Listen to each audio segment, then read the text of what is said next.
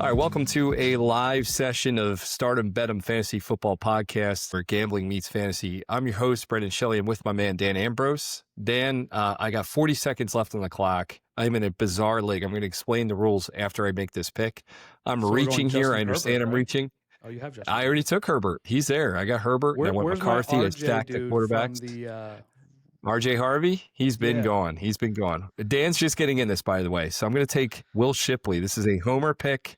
I love Will Shipley. I think he is highly underdrafted and ADP-wise way undervalued. You got to think with the Eagles system, we've talked about this before in our previous shows. Saquon, I hope he has the year he had last year, being from Philadelphia. That's the tits. I'm not going to lie. If he can pull off what he did last year, that's insane. But statistics and odds are not on his side. So I'm hedging his success to Will Shipley's success, and I think Will Shipley's going to have a big year, second running back in the Philadelphia Eagles squad. So, Herbert over Fields? I thought Fields would come back to me. In my rankings, Fields is ranked lower than Herbert in my rankings. I'm using my rankings. So I went Amon-Ra. I took A.J. Brown, Garrett Wilson, just like my ranking. Explain the rules of this thing. Chuck is an absolute nutbag. I had the pleasure of hanging out with him at the Fantasy Football Expo. Absolute gold. Hilarious dude. But this is Chuck's right here. He's running this shit. He calls it the Thanos League for my my folks that are fans of the Marvel Universe. What that means is that halfway through the year at one point, it's going to cut our rosters in half. Half your team dies. Your whole year is hinging on the success of who stays alive on your fantasy team, which is hilarious and extremely unique. Chuck threw a flyer out there, said, who wants to be in this? I'm like, I cannot not say no, even though I'm in 55 damn leagues. There goes our boy Mason Taylor, too. So I was hoping we could get him back. So when you cut the league, like you get to pick who you cut then, or it just... I don't know how it works. So right, his rules, by the way, this is the most disorganized dumpster fire.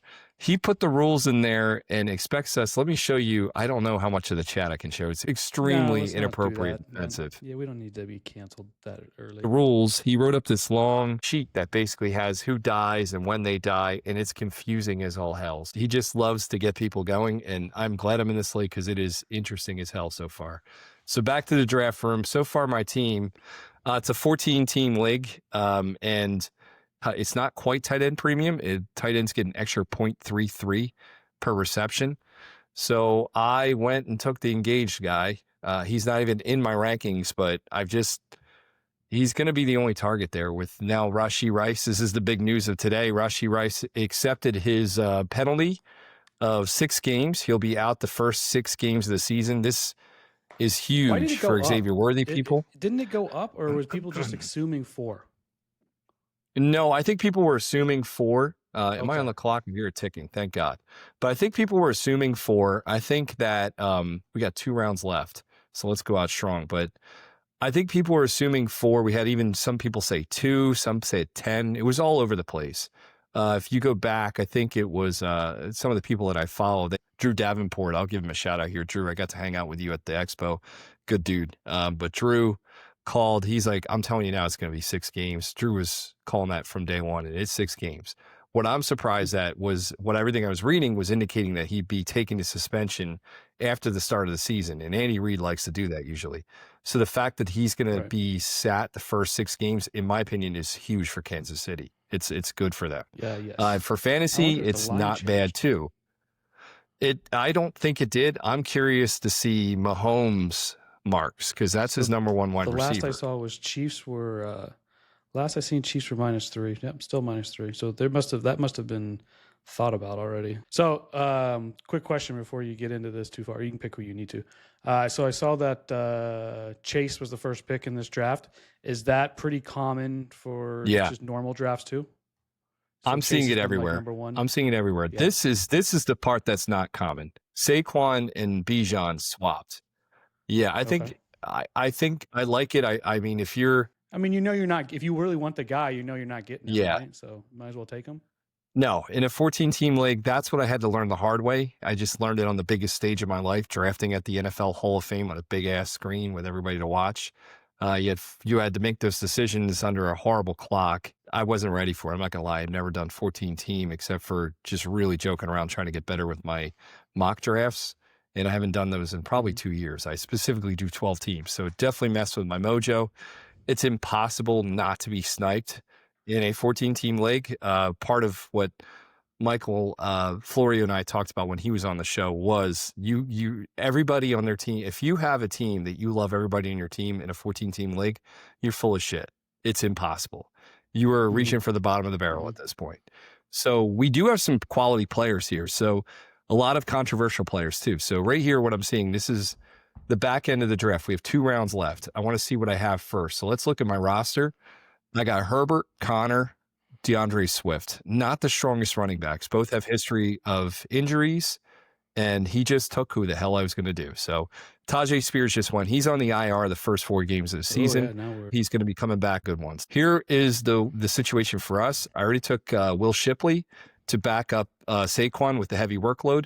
I'm going to do the same thing. I'm going to go with Keaton Mitchell. He's had a great preseason. He's had a lot of buzz coming out of camp. He is the clear number 2 behind Derrick Henry. And Derrick Henry is 31, and he's got a lot of tread on those tires. So I'm going to go Keaton Mitchell and his buys in week 7. That works out pretty well for me as well. We're going to go ahead and take him. I was in between him and Jalen Wright. If you guys have been watching the preseason and even listening to these podcasts, Jalen Wright has not looked good at all this preseason. He has not looked good. I was very excited for Jalen Wright. I have a lot of shares in him in Dynasty, and it's breaking my heart to see him not play well. So the big word of the tree is Ollie Gordon's taking that number 2 role from Jalen Wright. I would assume when it comes back around, since you want the actual Vikings quarterback, you're going to take Carson Wentz when it comes back. Yeah, that is a big news. Carson Wentz was there was a little shake and bake going on there. So NFL news. Let's go over some of that while we're waiting here as it comes back to us. The NFL news. The Eagles were extremely active. Surprise, surprise, from Howie Roseman's standpoint. A couple trades nobody gives a shit about, but they were pretty solid trades. They got us Sam Howell as a backup until our boy gets back from injury.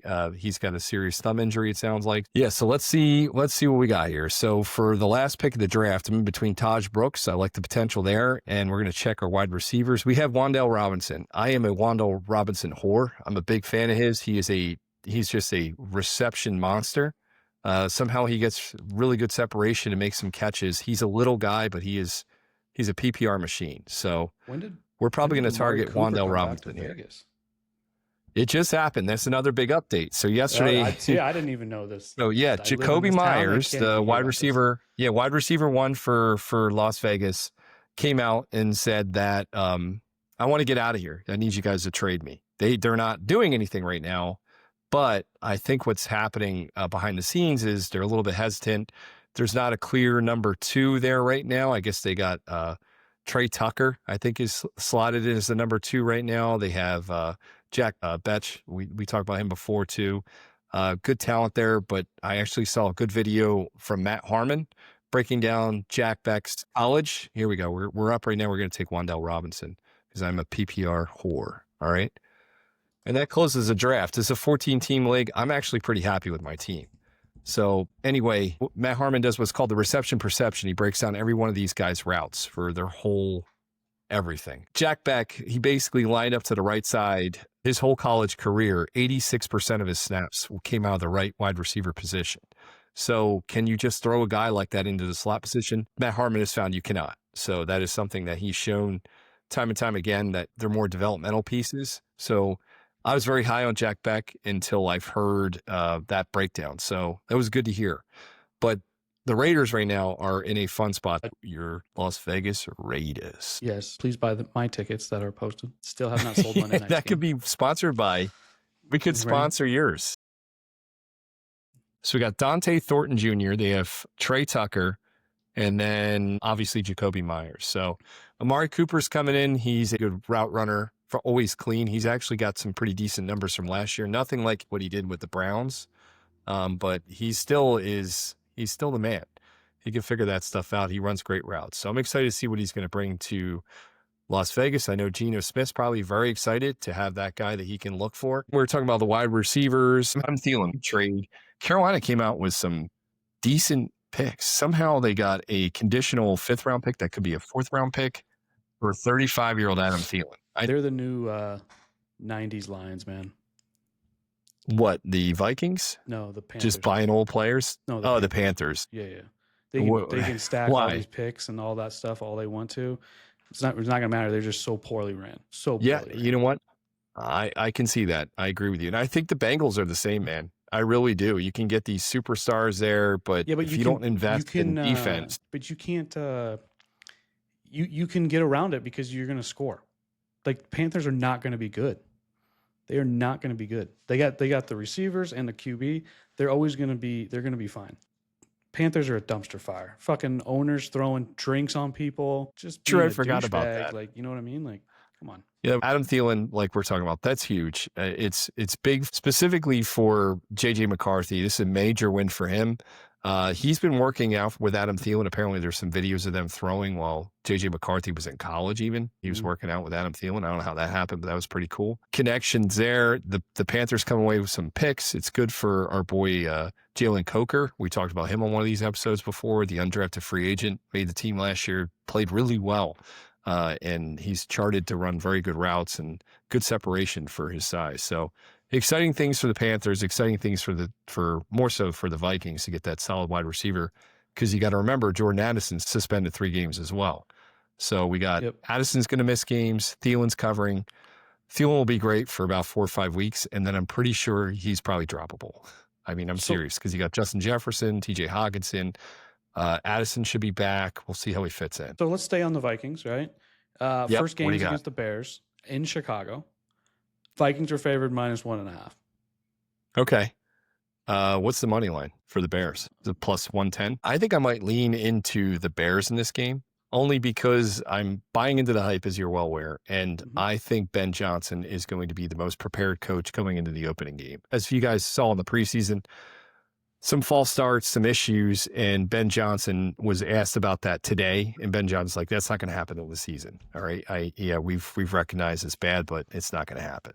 So I think he's making it a point to be perfect the first game and emphasizing that to his team. We'll see how young Caleb Williams does with that pressure, because there's going to be a lot of pressure on him. I do like the fact that he played last year, though. Like, I think people just think JJ is going to go in there and be fine. And I don't think that is even remotely possible. I really don't. I think he's going to be better than you think. I know how low you are on him. I agree there's going to be a huge separation between college and pros. If they can't run the ball, they're in trouble. They will be able to run the ball. I think their run game is not getting as much love as it should. They made a trade this offseason. The hot name here right now, Jordan Mason, the backup running back. He played really well for the Niners last year. They went out and traded for him. So I think they gave a 5th-round pick to solidify that backup spot. They have Aaron Jones, who played pretty well last season. He wasn't the worst. He was not great, but between him and Jordan Mason, I think they're in a good spot. And then obviously you have Ty Chandler there as well. I don't know what he's going to impact, but I had a lot of hope for him last season. That didn't go well. Speaking of a lot of hope, one of the cut day tragedies of the NFL, you might have listened to our episode where I kind of professed some love to Justin Fields, and part of my call out was I thought that second-year player Malachi Corley was going to step up and be a contributing player in their offense. He's been cut. So, yeah, I got to own up when I screw up, and I definitely screwed up on that one. I thought with the new coaching regime, the new general managers, they might have a little fun and see something they could do with him. They did not. They said, yeah, no, you got to go, bro. So there's the that. Other one that was big that we haven't talked about is my NFC champions, 49ers. Got Brian Robinson Jr. just getting ready to run. Yeah, that was huge. Yeah, that confused me, and it confuses me even more with the Washington backfield. You heard me ask Michael Florio, if you listen to that episode, Bill Krosky Merritt. He has been the talk of the town in the fantasy community. People are obsessing with him. You see so many memes. It's nonstop. I'm not bought into him. If you have him in a dynasty league, I really think now is the time to sell him, or you wait for week 2 or 3 and go after those teams that are needy for a running back. I think Austin Eckler is going to ruin your day in fantasy if you think Bill's going to be your starting running back. Austin Eckler is still there. He's still going to be their 3rd down back. They even said they want Chris Rodriguez in goal line situations. So you're investing in something completely unknown. You touched on this with JJ McCarthy. The same thing goes for Bill. I just don't understand the obsession with him. the Commanders went out, they traded Brian Robinson, so they doubled down on those 3 backs. Brian Robinson now playing for the Niners, which is great, but remember, I have McCaffrey just going off this season. So I think McCaffrey is going back to full form, and I still feel that way. But to tell you what, Brian Robinson is a hell of an insurance policy. Solid running back, solid NFL running back. Is he It's on and off. He's okay. Remember, Eckler was their 3rd down back. Can't really. I don't know how many Robinson probably had like 30. I think he had 34 catches last year, around there. We can Google that. The other thing too, I feel this way is that, let's go back to like June, right? Whenever the Commanders got Debo, I think everybody was like, oh, this team is going to be great. And then I feel like now that we're weeks away from the season starting, there's a lot of question marks, because even Debo, I guess, doesn't look good. He looks out of shape. Everyone keeps saying that. Could just be hearsay though. But like, the whole thing with McLaren, he hasn't played all summer. So yeah, I mean, he's going to essentially, the first couple of weeks are going to be like preseason for him. I think that, unfortunately for the Steelers too, like Rodgers is in the same boat. He did this last year. I don't know why he did it again, but like, just play at least a game or 2 in the preseason and get some reps in. But I know why he didn't. He's like 41 years old and he doesn't give a shit. That's why. He He wants to win. I think he does want to win, but I think he's like, no doubt in my screw mind. that. I'm not playing. I am not playing in the preseason. You can kiss my ass. But and they respected it, which they shouldn't have done. Gives him an upper hand, and it puts him above the other players. But Tomlin is he demands respect from the locker room, so I'm sure the guys respect his opinion, and he knows and what I mean, he's doing. if he comes out and plays well, then it's fine. If he looks like shit the first 3 or 4 weeks, it's like, hey man, you had a month to go out there and be able to get this rust off you. Right. So, and update: Brian Robinson had 20 catches last season. The season before, he had 36. So okay. He's not great. He's not the receiving back. And so it's remember, not like Austin someone Eckler you was put brought out in there there to do that. in some packages or something. Yes, like that. exactly. So I'm curious to see how that running back situation shapes up out in Washington. There's been big quarterback decision was made in New Orleans. Tyler Shough, he is benched for Spencer Rattler. So you'll have a lot of dinking and dunking in that offense. I'm hearing a lot of people say that he likes to push down the field. I don't know what they saw, but last year I saw anything over 20 yards was incomplete from Spencer Rattler. So I'm curious to see where that assessment came from. I'm seeing this be a real dink and dunk offense, which is good for guys like Alvin Kamara. I expect him to get a lot of balls out of the backfield. I also expect just a miserable offense. To be honest, I'm not even buying in Kamara. I don't want anybody on that team. I think Tyler Shough would have been more viable with his arm talent to sustain wide receivers like Rashid Shaheed. And obviously Chris Olave, if he stays healthy, there's talent there too. But I don't think they're going to have the quarterback to sustain 2 viable starters in that offense. So I'm staying away from everything Saints. Yeah, and I would fade the shit out of every game of them. I would pick against them. If you're in a elimination league, just go against the Saints. You like Kyler Murray that much? You like Kyler Murray? I don't like Kyler Murray. That's what I'm saying. That's your first game. No, look, Jonathan Gannon is not a horrible coach. You know what I mean? He's not the best, but he does a decent job getting those guys prepared. He definitely did a good job for the Eagles, getting us draft picks because of his stupidity. That was cool because he was literally just interviewing with the Cardinals while we were practicing for the Super Bowl. So, Jonathan Gannon, we owe you because you got us draft picks. Thank you for your stupidity. I'll forever be grateful for that. Saints are Saints. trash. I have a at very, 3 and very 14. bad team. 3-14. Panthers at 3-14. Okay. So both of them ass at the bottom of the. Going to be interesting to see over the next couple of weeks. So there's this thing called FPI ratings and stuff like that, where they rate teams and kind of against point spreads and stuff. And so the current one has them as you should bet them week 1. But I don't disagree with you. They look terrible. They're bad. So I don't see myself even going down. What's the that spread? road. What's the spread in week 1? I think it's at 6 right now, and it should be at 7.5. It says 3. So that's why it's saying that taking the Saints at +6 is a good bet, but we'll see. More to come with that in the next couple of weeks whenever we. Yeah, you weren't kidding. Our listeners that don't actually gamble too much, part of the show is the education aspect. We find these prop bets, we find these odds from different books. We don't call it the books for a reason. Number one is because None of them are paying us. All right, that's the number That's one correct. rule. Yeah. Number 2 rule is don't get married to a sports book, even if you like the app, you feel happy about it. Keep your options open. All right. I Yeah, want you guys to realistically, you should have. have at least 3 or 4. Yes. I'm actually limited here in Vegas, which is weird to say, like as far as sportsbook operators I can use because it's not as easy as it is like in PA, right? Where you guys have everybody. Right. Well, tell me more about shopping lines. What does that mean? Yeah. So if a team's at -7 at one book or -6.5 at another book, like don't be lazy. Like oh, it's 7, 6.5. It's the same thing. It's not. There's No. a huge difference, right? And especially in football, it's there's things called football numbers, right? 7.5 and 7 are not the same thing, and no difference on the prop side. You'll see that all season long, where you may get a prop at one book at someone's over 5.5 yards, right, at -160 or at -140.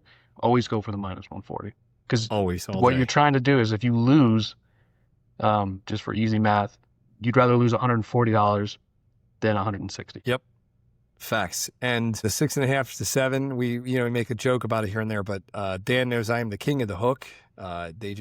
I always get screwed. He'll make a bet and tell me about it. I'll jump on it later, or I'll make it first and he'll follow me. And it always moves somehow. We never get them the same number. I swear to God, we never get the same number, it feels like.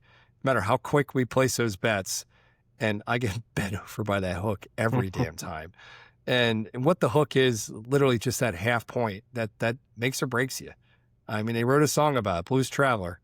I don't know if it's about that, but that hook will bring you back. It's like, come on, man, you got to be kidding me again. To make sure you're getting what you want. Some of them have specials as well. You got to follow those. You got to see if you can get 20% boosts. The boosts are very good to do as well. Yeah, those are huge. Like we don't get those in Nevada at all. But you bring up a good point. Those boosts and those free bets.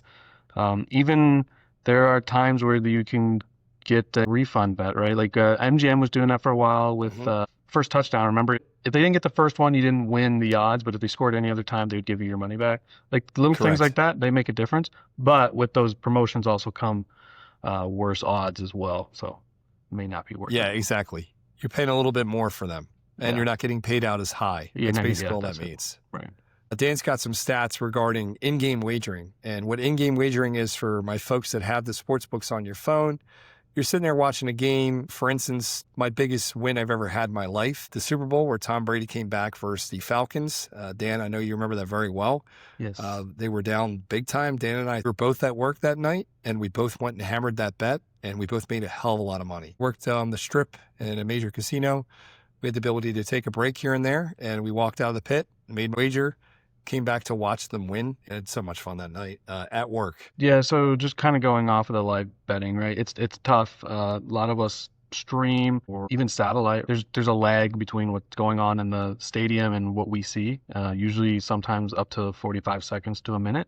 So what you're seeing isn't reflecting what's going on usually on the odds, unless they're at commercial break. That's usually the time I'll look is at the commercial break, because that's when you're gonna know like the action stop, the odds are what they are, because they just keep moving and it's tough. And in this survey that Brendan was saying, I shared with him earlier, is that they're just talking about how in-game betting was a pretty big thing. I would say, 7 years ago, it was kind of new, right? Massive. And even probably more than that, 8 years ago.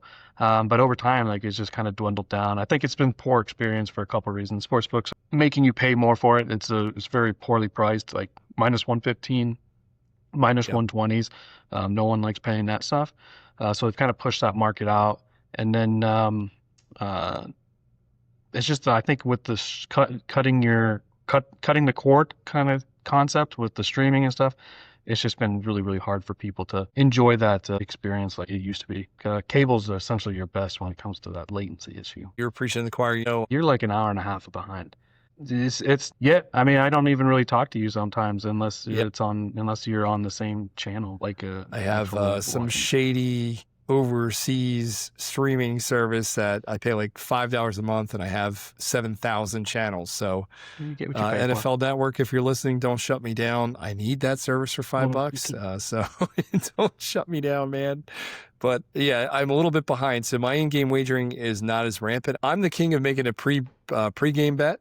Then the game turns out the way I wanted it to, and then I hedge a little bit. So Dan hates hedging.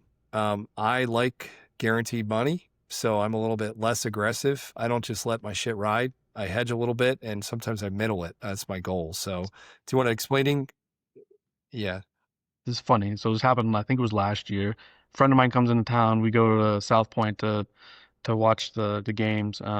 We put a fairly large wager on an over in a college football game, and this over hits, I want to say before halftime. Like it was great. Everything just happened, and they're just scoring like crazy back and forth.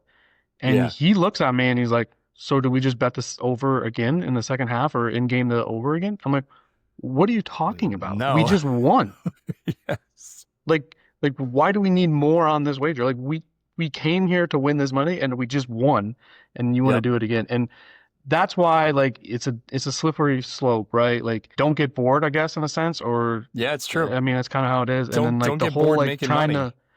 to middle, like it's tough. It's a tough that's a tough world to live in without really A, knowing what you're doing, and B, understanding kind of pregame what the I guess odds or what the expectation was before the game.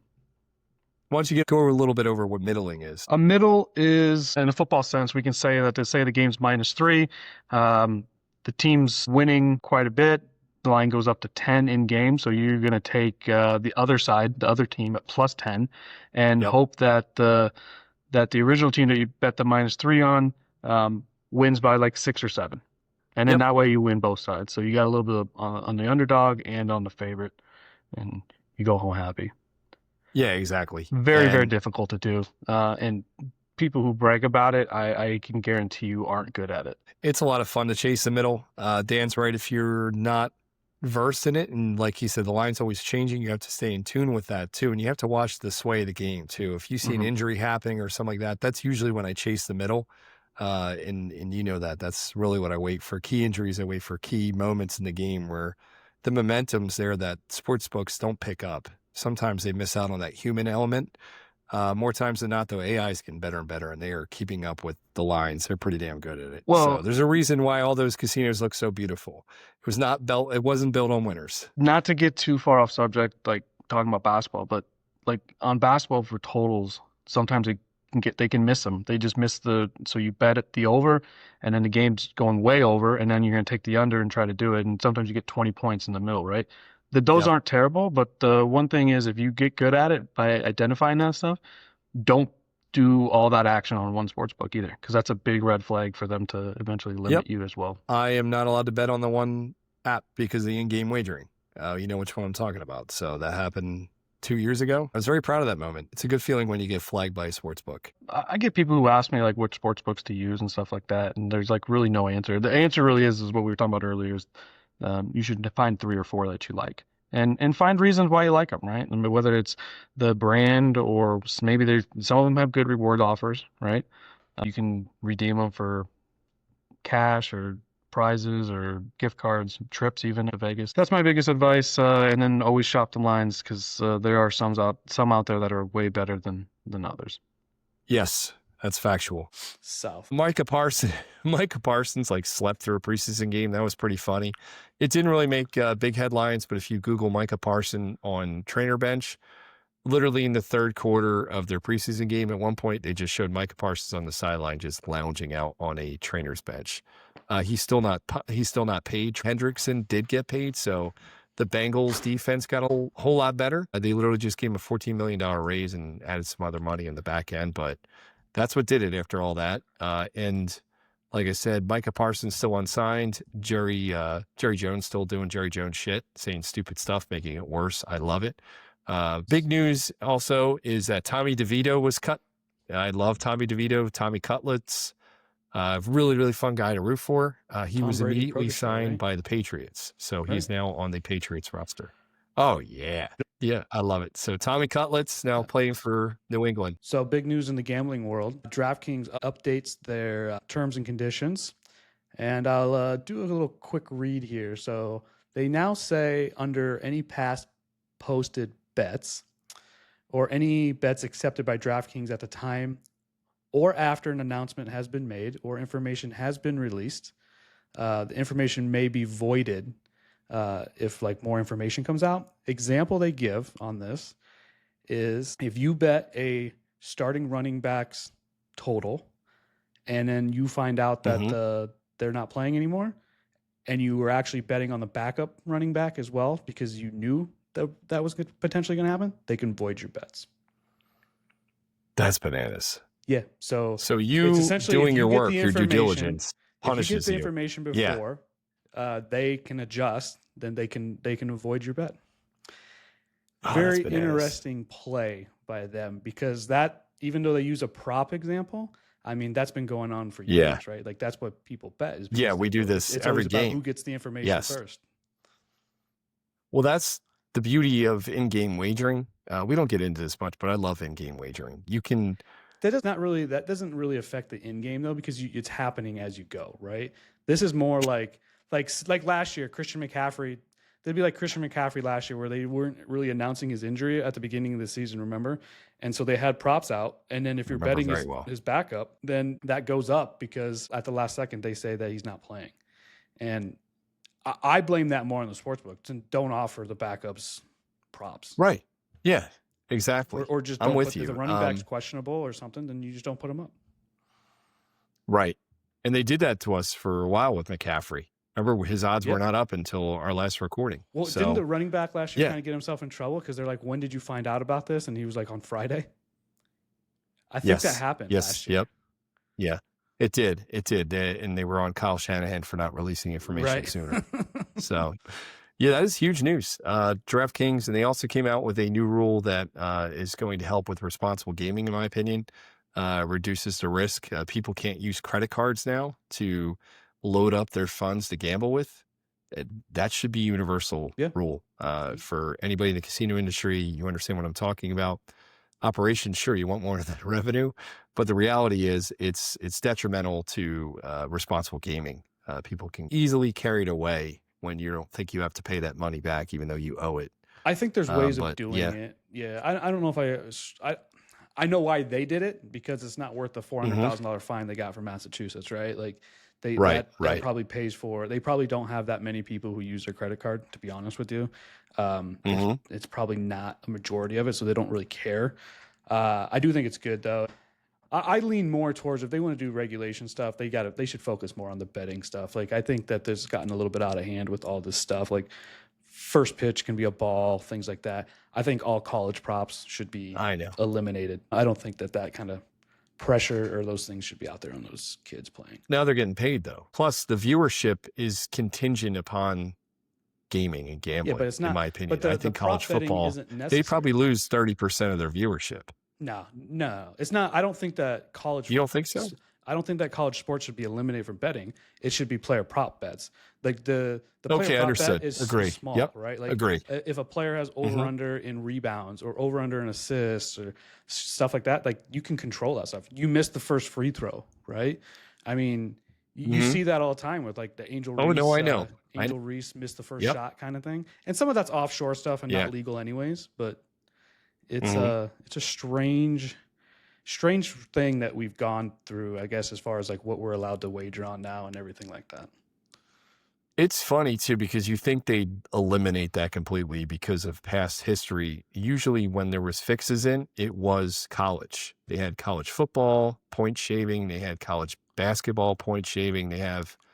Din, how about you tell us what point shaving is? Explain what this is to our listeners that are not gaming. Essentially just whenever the athletes know what's going on as far as their lines go, and they're usually with people who do not have their best interest, and it's usually on the under, right? Like, I mean, you can control that if you're a basketball player and your point total is over under 12.5 points, you get to 8 and all of a sudden your hamstring hurts and you got to be pulled out of the game. Yep. Right.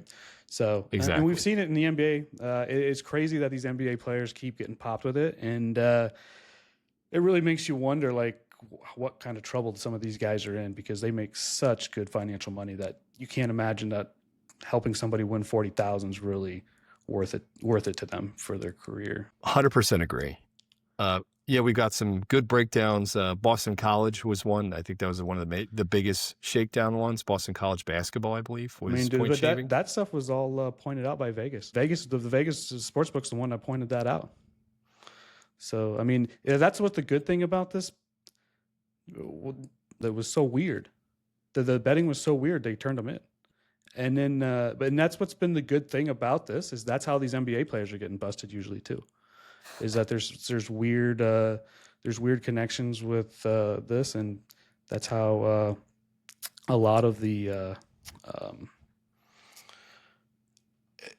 So I'll just tell a quick story, and you can cut this if you want or not. So when sports betting became legalized in Colorado, the leagues, the NBA leagues and all that stuff, right? They were like, well, how are you going to protect us? How are you going to protect us? Integrity, right? So what they wanted to do, the sports books were like, just give us the social security numbers of all your players, all your personnel, and probably the significant others that are in your household, right? And then they were like, oh, absolutely not. That can't happen. And they're like, well, what do you want us to do? Just know you want us to know who the trainer is of the Denver Nuggets? Like, you know what I mean? And who's connected to them? Yeah. So I put a little bit of the blame on the leagues a little bit because there are ways of doing this. They just don't want to take it to that level for whatever reasons. I don't know why. But the leagues really need to help in this if they're really that concerned about it. And I don't really believe that they're that concerned about it. If you're a professional athlete, like how is there enough money out there to do that?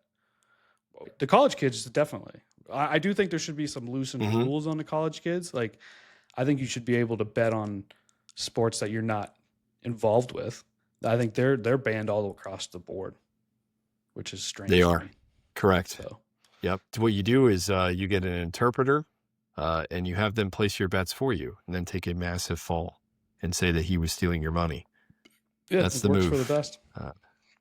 Yep, it does. One of the most unique players of all time, Shohei Ohtani. If you don't know what we're talking about, please Google it. I'm pretty sure he was making his wagers.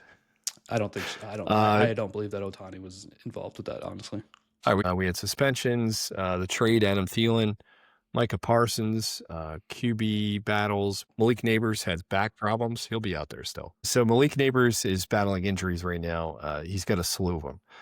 I'm pretty positive this could just be a preseason liaison where he's just trying to chill out a little bit and then he hits the road running. I really feel that way. I think he's a gamer. I think he's going to be back to full speed. I've seen this guy go out after a huge tackle where you think he's just cracked 3 of his ribs. He'll be back out there 2 plays later. So Blake Neighbors plays through pain. He's a good football player.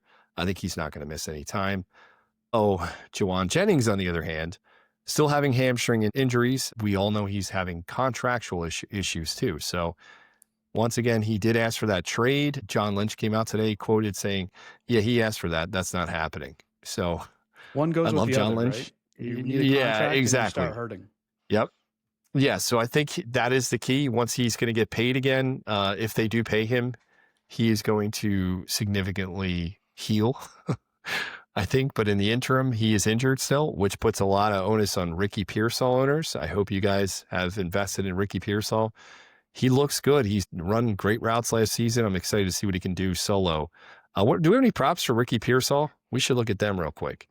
I'm curious. If we have Ricky Pearsall what do you props, think he's I'm at? betting the over on him. You are the king of I would go projecting, 775 yards. I would go 775 yards. Yeah, for Ricky Pearsall. I would bet he's going to get 85 catches, 1,090 yards. We'll go 7 touchdowns.